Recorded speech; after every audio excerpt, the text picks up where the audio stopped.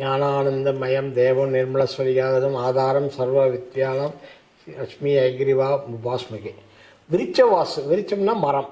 மரத்தை பற்றி எந்த மரங்கள் எப்படி இருக்குன்னு ஃபஸ்ட்டு திங்ஸ் எந்த வீடாக இருந்தாலும் சரி, ஆஃபீஸாக இருந்தாலும் சரி, மாலாக இருந்தாலும் சரி, இண்டஸ்ட்ரியாக இருந்தாலும் சரி, எதுவாக இருந்தாலும் கிழக்கு வடக்கு திசையில் இடங்கள் அதிகமாக இருக்கணும். இந்த மாதிரி தான் கட்டணும், இந்த மாதிரி தான் பண்ணணும். அப்படி பண்ணால் தான் உங்களுக்கு அந்த முழு எஃபெக்ட்டு அங்கே கிடைக்கும். அதாவது தெற்கு மேற்கில் இடம் கம்மியாக இருக்கணும், வடக்கு கிழக்கில் இடங்கள் அதிகமாக இருக்கணும். அந்த மாதிரி பண்ணால் தான் இண்டஸ்ட்ரியாக இருந்தாலும் சரி, எதுவாக இருந்தாலும் சரி நல்லா வேலை செய்யும், நல்லா ஒர்க் பண்ணும்.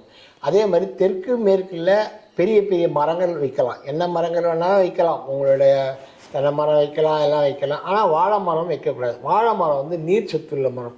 அதால் வடகிழக்கில் தான் வாழை மரம் வைக்கணும், வேறு திசையில் வைக்கக்கூடாது. வாழை மரம் வாழையடி வாழை நல்ல பலன் கொடுக்கும், எல்லாமே பண்ணோம். ஆனால் நீர் சத்துள்ள மரம் அது குயிக்காக கீழே விழுந்துடும், திருப்பி அடுத்த மரம் வைக்கணும். அது நிறைய ஒர்க் இருக்குது.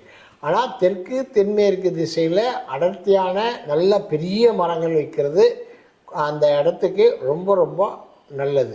பூச்செடிகள், சூரியனுக்கு வெள்ளரிக்கும் செடி, சூரிய பகவானுடைய பவர் அதில் கம்மியாக இருந்தது, உங்கள் ஜாதகத்தில் கம்மியாக இருந்ததுன்னா வெள்ளரிக்கும் செடி வச்சிங்கன்னா உங்களுக்கு பலன் கொடுக்கும்.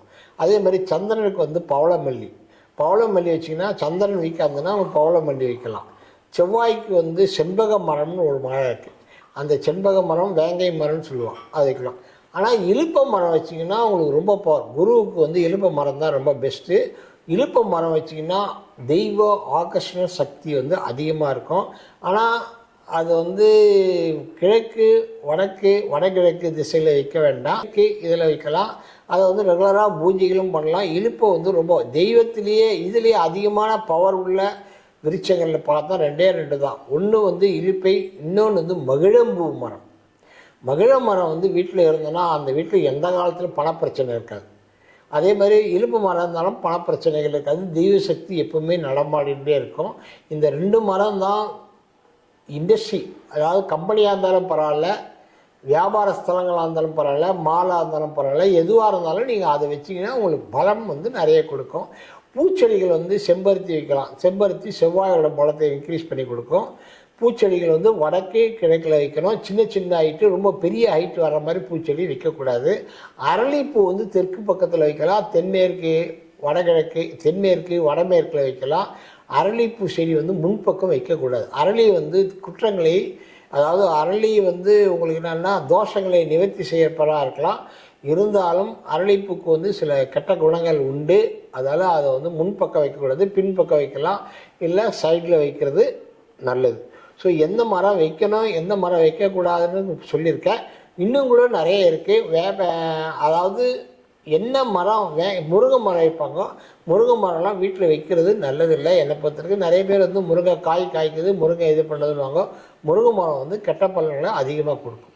இப்போ இந்த மாதிரி சொல்லிட்டுனா, அதே மாதிரி ஒரு இடத்துக்கும் ஒரு விஷயங்கள் உண்டு. ஸோ எந்த மரம் வச்சா என்ன பலன் கொடுக்கும், எந்த மரம் வச்சா எந்த பலன் கொடுக்காது அப்படின்னு சொல்லிட்டு பூச்செடிகள் அதிகமாக வடக்கு கிழக்கு வடகிழக்கில் வச்சு உங்களுக்கு அந்த பூச்செடிகள் எடுத்து வீட்டில் அந்த இதில் வச்சு நீங்கள் பூஜை பண்ணுறது ரொம்ப விசேஷம். வில்லு மரம் வைக்கிறது ரொம்ப நல்லது. ஆனால் வில்லு மரம் வடக்கு கிழக்கு வடகிழக்கில் வைக்கக்கூடாது. மேற்கு வடமேற்கு அந்த மாதிரி டைரெக்ஷனில் வச்சிங்கன்னா உங்களுக்கு நல்ல பலன் கொடுக்கும். ஸோ மருதாணி வைப்பாங்க. மருதாணி நல்லது, ஆனால் மருதாணியில் முள் இருக்கும். மருதாணி தெற்கு பக்கத்தில் வைக்கிறது தான் பெஸ்ட்டு. மற்ற அதே மாதிரி நீல சங்குப்பூ ஒன்று இருக்குது. நீல சங்குப்பூ பணத்தை ஆகர்ஷணம் பண்ணக்கூடிய ஒரு சக்தி. ஸோ நீல சங்குப்பூ நீங்கள் வச்சிங்கன்னா பண ஆகர்ஷணம் இழுத்து வரும், தெய்வ சக்தியும் இழுத்து வரும், ரொம்ப பவர்ஃபுல்லாக வேலை செய்யக்கூடியது. சாதாரண எல்லா பழமும் இருக்கும். பவளமல்லி ரொம்ப நல்லா வேலை செய்யும். அதாவது இரவிலே பூக்கக்கூடிய பூக்கள் எல்லாமே நல்லா வேலை செய்யும், நல்லா பலன் கொடுக்கும், எல்லாமே பெஸ்ட் தான்.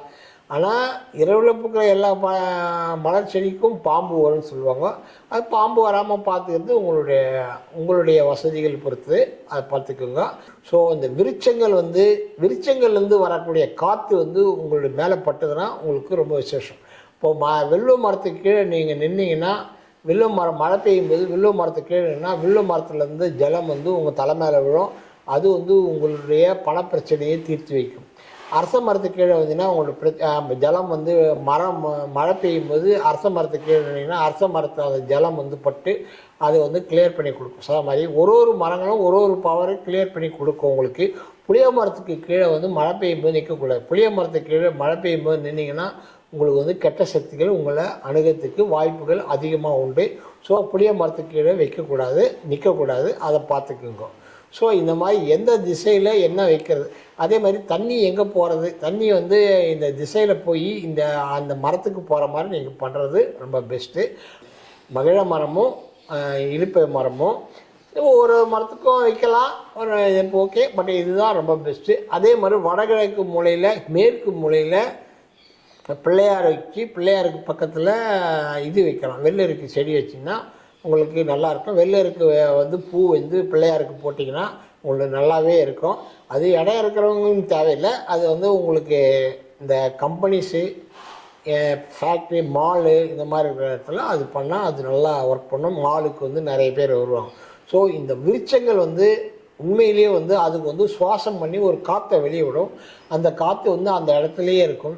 ஸோ அந்த விருட்சங்களுக்கு, அதாவது விருட்சங்கள் வந்து உங்களை வந்து ஒரு நல்ல நிலைமைக்கு கொண்டு போகும். அதால் தான் காட்டில் வந்து பயணம் பண்ணுறது, மரம் இருக்கிற இடத்துல பயணம் பண்ணுறது, மரத்துக்கு நிழலில் உட்கார்றது எல்லாமே உங்களுக்கு வந்து பலனை வந்து அதிகரித்து கொடுக்கும். உங்களுடைய நல்ல விஷயங்களை தீர்த்து கொடுக்கும். பணப்பிரச்சனையை கிளியப்படும். உங்களுடைய குடும்ப வாழ்க்கை அனைத்தையும் நல்ல நிலைமைக்கு, மேம்பட்ட நிலைமைக்கு கொண்டு போகும். இதை வந்து நீங்கள் அனுசரித்து விருட்சத்தில் இருக்கக்கூடிய ரகசியம், விருட்சம் வந்து எல்லா பாதத்துக்கும் ஒன்று இருக்குது. உங்களுக்கு வந்து அதே மாதிரி உங்களை ஜாதகத்தில் ஒரு விருட்சம் இருக்கும், அதாவது உங்கள் நட்சத்திரத்துக்கு ஒரு விருட்சம் இருக்கும். அந்த விருட்சத்தை வந்து சிவன் கோயிலில் வைக்கிறது தான் ரொம்ப பெஸ்ட்டு. சில பேர் பிள்ளையார் கோயிலையும் வைப்பாங்க, சில பேருக்கு வந்து காளி கோயிலில் இது மாதிரி வைப்பாங்க. உங்கள் விருட்சம் எதுன்னு பார்த்து ஜாதகத்தில் பார்த்துட்டு அந்த விருட்சத்தை நீங்கள் வந்து கோயிலில் வச்சிங்கன்னா அந்த கோயிலேருந்து அது வளர வளர உங்கள் வாழ்க்கை வளர்ந்துடும், உங்கள் வாழ்க்கை மேலே வந்துடும், நீங்கள் பெரிய லெவலுக்கு ரீச் ஆகிடுங்க. ஸோ நீங்கள் கோயிலில் வச்சு மரம் உங்களுடைய வாழ்க்கையை தரத்தை மேம்படுத்தும். இதை நீங்கள் புரிஞ்சுக்கணும். நன்றி, வணக்கம். அகம் பிரம்மாஸ்மி.